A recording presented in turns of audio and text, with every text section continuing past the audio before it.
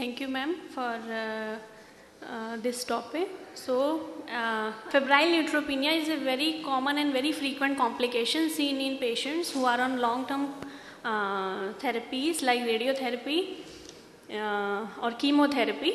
So, patients having febrile neutropenia, these are marked by fever of 38 degrees Celsius or higher, having a cold chill and absolute neutrophil count lower than 500 per millimeter cube.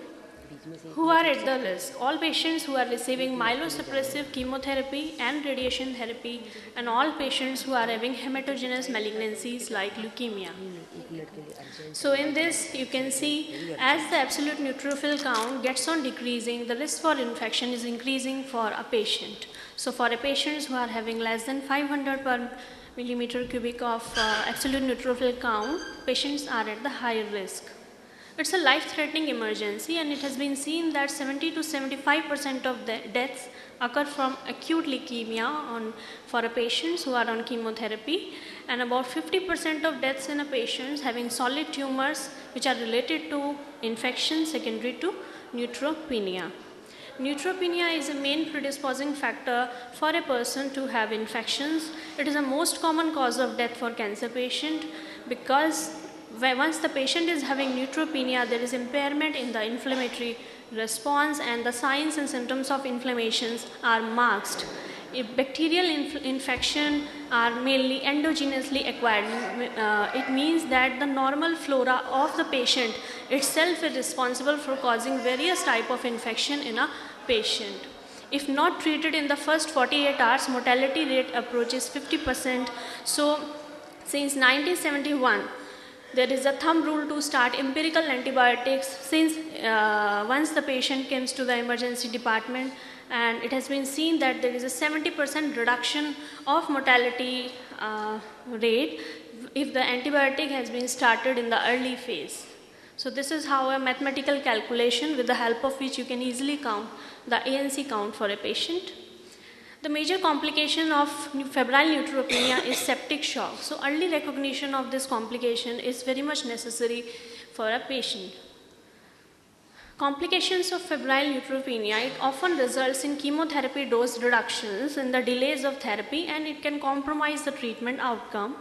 There are various risk factors which needs to be assessed for a patient. That can be treatment related or patient related or maybe cancer related. For a treatment related risk factors, patient can have a previous history of severe neutropenia with similar chemotherapy, and mainly the platinum based regimes and anthracyclines are the main cause responsible for neutropenia.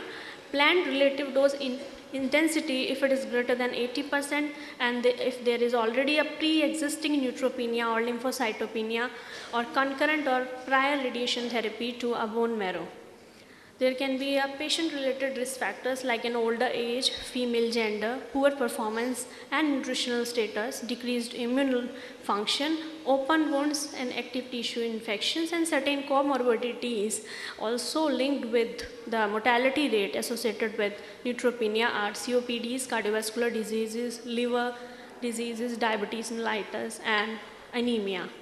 There are certain cancer-related causes, risk factor itself like bone marrow involvement with tumor, advanced cancer, and elevated LDH level. We have classified patients depending on the various factors.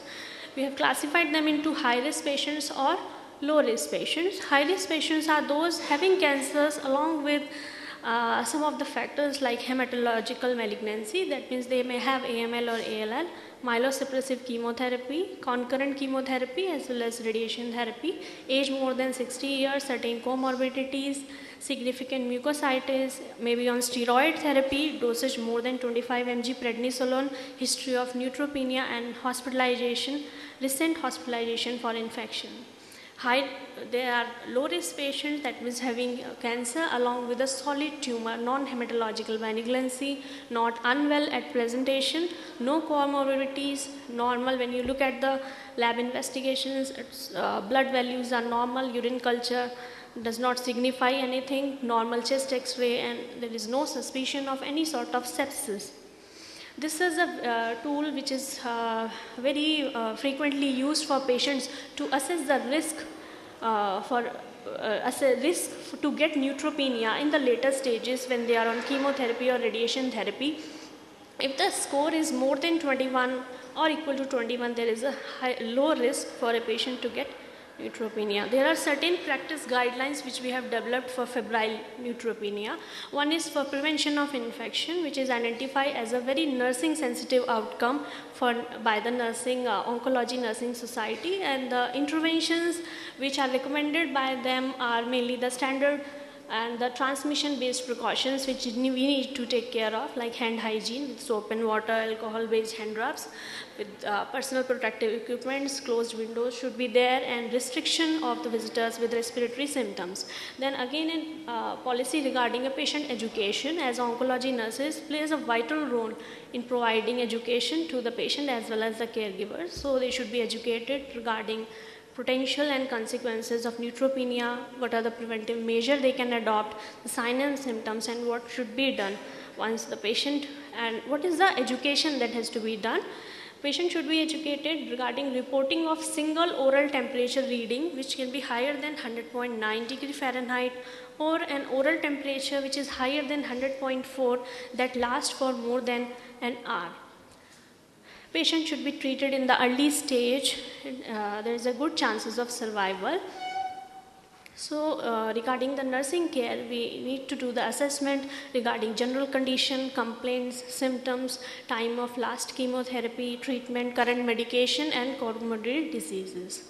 Regarding the initial assessment, a careful history and physical examination should include type of cancer, recent treatment. Regarding the vital signs, physical examination should focus on the chest, mucous membrane, venous access devices, perianal urinary tract area, and GI tract.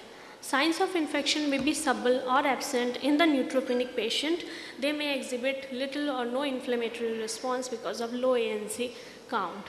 There are the recommended initial investigations for patients are the CBC count, TLC, DLC, LFTs, KFTs, coagulation profile, and CRP.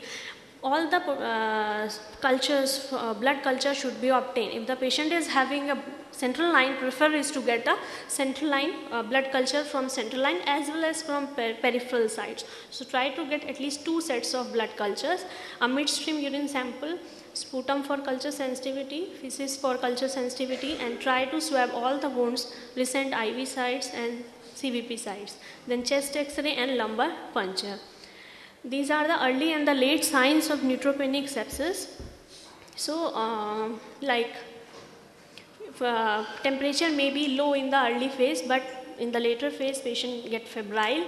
In the cardiovascular system, in the early phase person may be having tachycardia, or in the later phase patient may be hypotensive because of the septic shock.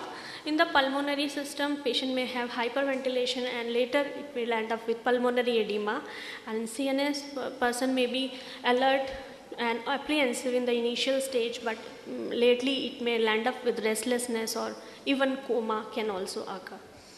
So regarding the recommended antibiotic therapy, intravenous antibiotic therapy should be administered to the patient within 30 minutes of presentation to the emergency department, and especially after blood cultures has been taken. So there is no need to wait till the time we get the reports of blood culture. Empirical antibiotic has to be started, and for the high risk patient, better is to start ceftazidime 2 gram IV 8 hourly, or if not possible, better is to start a combination of quinolones and gentamicin. And same way for patients who are at low risk, start with ceftazidime 2 gram IV 8 hourly and or ciprofloxacin. Patients who are on methicillin resistant Streptococcus aureus infection, they can be better to start on vancomycin IV. Intravenous fluid should be started for high risk patient. Vital signs should be assessed every 4 hourly and more frequently if the vitals are more fluctuating. Do not initiate antibiotic because again it can mask the inflammatory response. Cleanse hands thoroughly. Give nursing care to the neutropenic patient first so as to prevent cross infection. Meticulous skin, perianal and oral hygiene. Do not administer rectal medication and do not insert indwelling catheter for these patients. Don't allow live plants or cut flowers.